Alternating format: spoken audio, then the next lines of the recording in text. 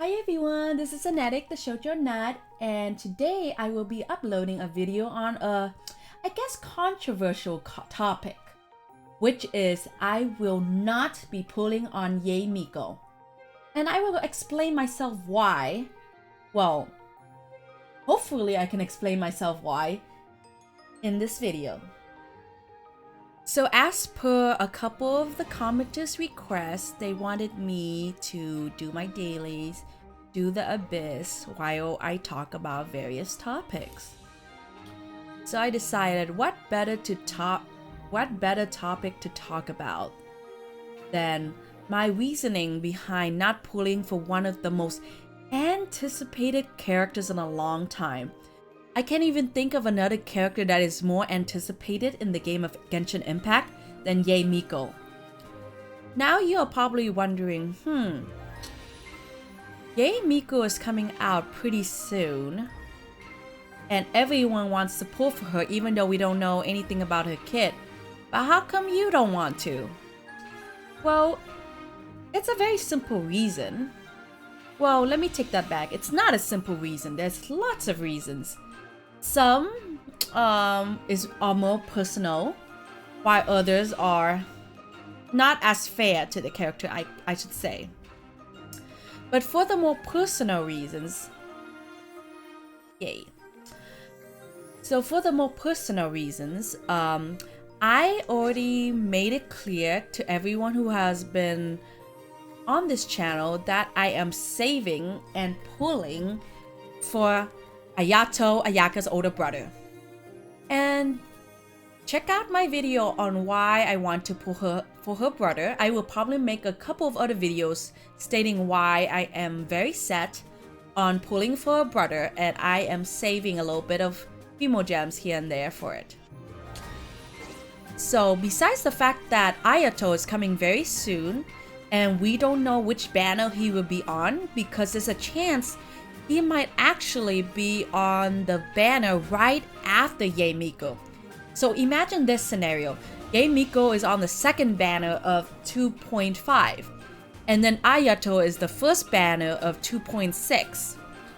As someone who is a Welcome player myself, as well as a couple of purchases here and there, but never a lot. I mean, I don't even do the battle pass every month. I do the battle pass every other month. I just thought that it would be wise not to risk my Ayato funds on Yae Miko, which I think is fair enough. Or at least I hope it's fair enough. But just imagine that she is in 2.5 second banner, and he's in 2.6 first banner. There is no way with the amount of Primo Gem this game gives you that I would have enough to save for both of them unless I get really, really lucky. And if you guys watch my videos and you guys see my wishes, you guys know that I am extremely not lucky. I would say I have the most average luck of anyone I know. So basically, I 50-50% win my 50-50. They rarely come early. And if they do come early, it's for a character I don't even want in the first place. So my luck with banners have not been very good, and I don't want to risk it. And I feel like the best play to play Genshin Impact, in my opinion, is to be selective and choose the characters you do want. So you need to make a decision. You can't have all the characters. You have to make a decision which characters you want. Do I want this one or this one? Just like with this banner. Do I want Zhongli or do I want Ganyu? Surely I can get both if I save long enough, but I lost my 50-50 and I could not get both. And I feel like that story is very common for most people I know. Yes, there are some people out there, and yes, there are some accounts out there that are extremely lucky. And I know a couple of people like that. However, I would say the majority of us are in the camp I'm in, which is we either have really average luck or we have really bad luck. And when you have really bad luck, you can't risk anything. So that was my super duper long answer why. Oh, I have to clear this stuff. Okay. That was my super duper long answer why I am not pulling for Yae Miko, because I don't want to risk not getting Ayato, and I am 100% set on getting Ayato. Out of all my friends and my sister, we all want Ayato. But no one is as set 100% as I am in grabbing this man. I don't even know what he looks like. Well, I kind of have an idea. I don't know what his kid is. I kind of have an idea. And I know his element. But that is enough. And as long as, you know, he's not redundant with Kokomi, I'm good. I'm Gucci. So let's discuss about other possible reasons why you may want to also skip Yae Miko. Well, the first reason I can think of, and I think a lot of people also thought of this too, is that when it comes to super anticipated characters like Yae Miko or Raiden Shogun, most likely their rerun will come back very, very fast. I had a dream that Raiden Shogun's gonna come in 2.5 with Yae Miko. I don't know if she's gonna be on the same banner or not. She might be on her own separate banner. But the point is, her first rerun came out, if I remember correctly, like 4 patches ago, no? So therefore, it is reasonable to think that Yae Miko will probably come back 4 patches from now as well.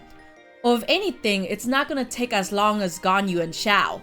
It won't take another year for her to come out. So based on that assumption that her rerun would come out very quickly because she's a highly anticipated character, and also her sales are gonna be off the roof, she would get another rerun very quickly.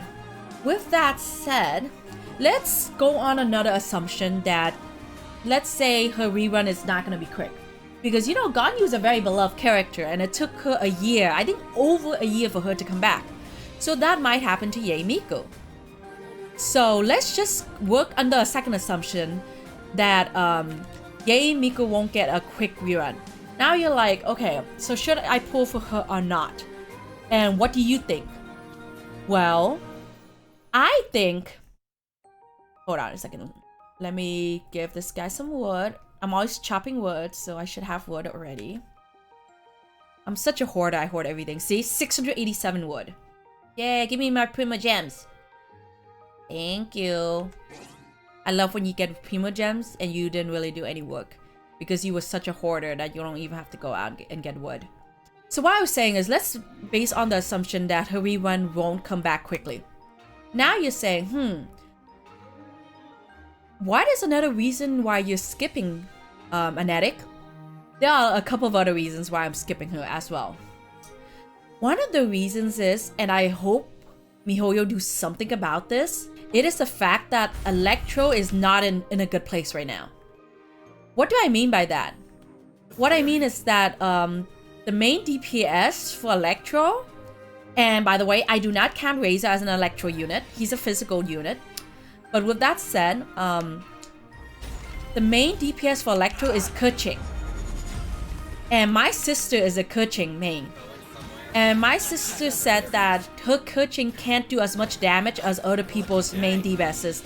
Like the Hu Tao players, the Shao players, who else? Maybe even Diluc players. I'm not sure about that one. But the point is, it's very frustrating for my little sister to love a character as much as she loves Keqing and do everything to build her artifacts, grab her the best supports in the game, and not do as much damage as other characters, and it can be very frustrating. But in my opinion, I don't think it is Keqing's fault that she's not as strong as, say, Hu Tao or Shao or even Diluc in some cases, or definitely not Ganyu and Ayako. No, I know it is because of her element. She is Electro. And Electro just doesn't have good reactions. It does, but not in terms of damage. In terms of damage, Electro is not in a good place.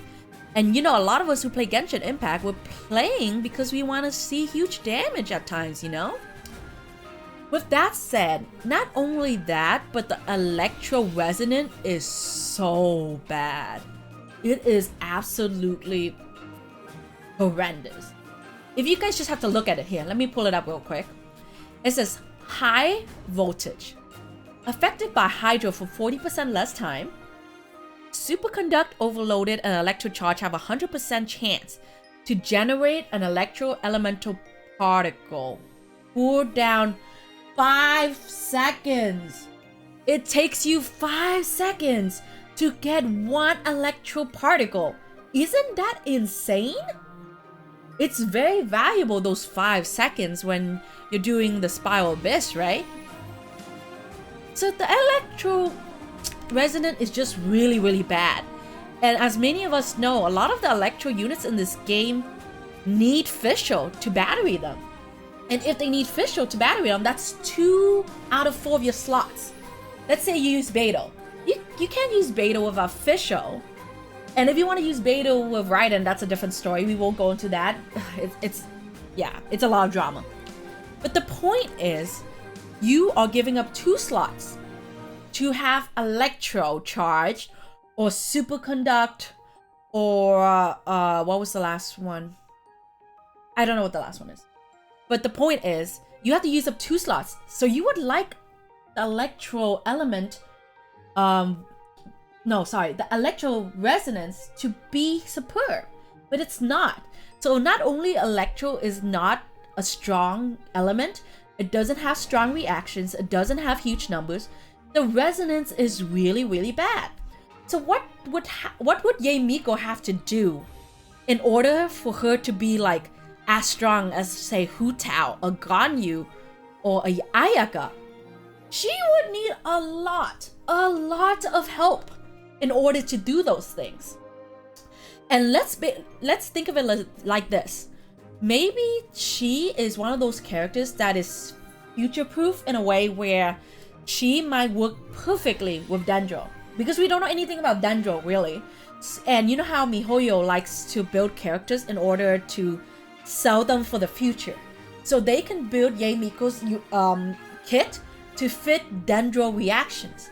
But Dendro's still so far away, and we don't know anything about it. Is it worth it to risk your precious Primogem on something like that? I mean, you could if you're a simp, or if you're a Yae Miko fan, or if you're just, I want to collect all the characters. Power to you. But I assume if that was your mindset, you wouldn't be watching this video in the first place. So Electro's just not in a good space right now. And if she's an Electro DPS, as a lot of people think she is, even if she's an Electro sub DPS, she would need a lot of help. And let's just say that I might know, or think I know, what her kit would look like. And if her kit is what I think it is, you might need a shielder. You might need a shielder. That's another slot you have to give up. And she also might need Raiden, because she might have energy problems. And the reason why I can say that with like 70% certainty is because all these Inazuma units that have come out recently have energy problems. I can't even think of a character that doesn't have energy problems. Yeah, most of them have energy problems. So think of it like this. If you're gonna pull for Yae Miko, you might have to have Raiden. Or if you don't have Raiden, you might need to have Fissile. And you might not have Fissile if you play late like me, because Fissile hasn't been on a banner for so long. And let's say that you need Fissile, you need Raiden, you also need a shielder. Okay. Well, if you need all of that, you need to make sure you have all that. And maybe I'm just too down on the electro element, but I just can't think of anything Yae Miko can do or potentially do that will help the element. Like, it's not her fault that she's Electro, but because she is Electro, I just can't see what she will add to the game that we don't already... Like, I can't see what she does that can be helpful, you know? Why would we need... Maybe if she's another Fissile, I guess, but with possibly enemy problems, she's probably not another Fissile, you know? I'm going around in circles right now, but the point is, I just can't think of what they could possibly do with her that would make her a must pull. that she would do something for the electro element or do something for the game that we don't already have. With all that said, there is one more reason why I am not pulling for her. And it's less an issue with her and more of an issue with the writing of the Archon Crest. As you guys know, I have a writing background. And I pay attention to writing when it comes to like video games, movies, all that stuff. I can't turn it off. Like when I watch a movie and it's bad writing, I just can't not see it. And I hate to say it, but the third part of that Archon quest was just not good writing. There was just a lot of things wrong with the writing. And a lot of it has to do with Yae Miko. I'm sorry to say it. But like, think about what a cool character Yae Miko is and what a cool character Raiden Shogun is, right? They have cool backstory, they have cool lores. But don't we want to see it? Like, don't we want to see what happened that made I become what do you call it, hikikomori, a shut-in, someone who believes in eternity so fiercely? Don't we want to see that? How come we don't get to see that? How come we have to rely on Yae Miko to tell us that? Why do we need Yae Miko to stand around being like, oh, do you have questions for me? Let me answer the questions for you. Like, no. I don't want to hear you answer questions. I want to see it. I want to see it animated. I want to see how A deals with it. How come we don't get to see any of that? And if you guys can tell from my voice, I am extremely, extremely bitter at the way they resolve the Archon quest for Inazuma. I thought it was so interesting that there's a vision hunt decree in Inazuma. So interesting. And oh my god, that fight scene that we had to do with A early on, I think it was in the second Archon quest for Inazuma. That part was so epic. I can't even explain how epic it was. But I loved it so much. It was building up to something very cool. Instead, we have to go into her mind, bring her out from exclusivity, and then resolve the war like that. Making Kokomi's resistance essentially useless and not even worth being a part of the plot because it had nothing to do with anything.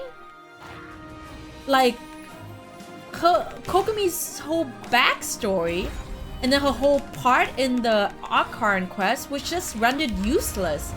We had a side trip into Yae's mind. Sorry, not Yae's mind.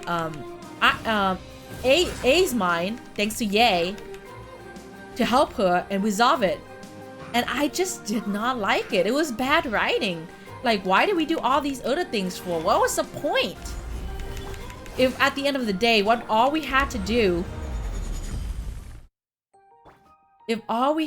was go into her mind and do all that stuff, it was just very disappointing. As a writer, it just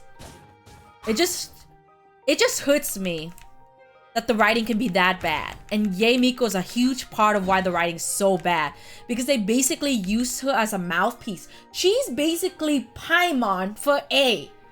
A didn't actually tell us anything about herself or why she did any of this stuff. We didn't get to witness the aftermath of any of that stuff. How the Vision Hunt decree affects her people. How she couldn't even go to her, apologize for her people for doing all of this. Kokomi's resistance was like nullified. All of this. I'm just going on a rant right now. And basically all of this was to give Yae Miko a ton of screen time to explain it to us. Thanks. Wow, we need someone to go up to us, explain to us. And guess what? If you decide not to talk to her when she was at the tree and ask her questions, you won't even know about all this. They leave it all for you to ask questions to Yae Miko. And guess why? They did it to sell Yae Miko. I'm calling right now. They destroyed the plot. They ruined the writing to sell Yae Miko. I can bet my life, all my savings, that Yae Miko would hit Raiden Shogun's sales. Or at least come close or beat it. Something like that. And it's just very, very disappointing. I really was interested in seeing how they would resolve the Vision Hunt decree. But by the way method they resolve it, they just make Yae seem like this amazing person. And A was just worthless. Not worthless, that's the wrong word, but like us, where our main character can't talk and Paimon talks for us. Yae Miko has to talk for A. That's how it is. Anyways, I'm sorry about the rant. Yeah, I'm probably gonna keep it in the video anyways because the rant is how I feel. But yeah, those are the reasons why I'm not gonna pull for Yae Miko. I'm not gonna like, what's the word? I'm not gonna give money to MiHoYo and tell them I'm gonna get this character even though you did such bad writing for her. I'm not gonna basically, what I'm trying to say is I am not going to hand MiHoYo money for things I don't agree with. There was a lot of things MiHoYo did that I don't agree with, like that anniversary fiasco, and a lot of other things in the game. And when they do stuff like that, as a consumer, I do not agree with it. And when I do not agree with it, I'm not gonna buy your product. Everything they did so far for Ayato has told me that they are giving him a lot of thought and they're gonna put a lot of work into him, and he's not going to be disappointing. So yeah, that's my little rant right there. Why I am not gonna pull for Yae Miko. And this video feels a little long, and I apologize. So I just want to reiterate that that was a little long of a video, and I really apologize for the mega lag in that video. When I was recording it, I had no idea there was such a lag. But I am getting a new computer soon, so when I do, that lag should be gone. Absolutely gone. Or else why would I get a new computer for, right? But anyways, please like, subscribe, and comment. Are you pulling for Yae Miko? Are you not pulling for Yae Miko? And also, throw me a follow on Twitch. I probably won't stream unless I get around 30 to 50 followers, but we'll see. It's interesting. So until next time,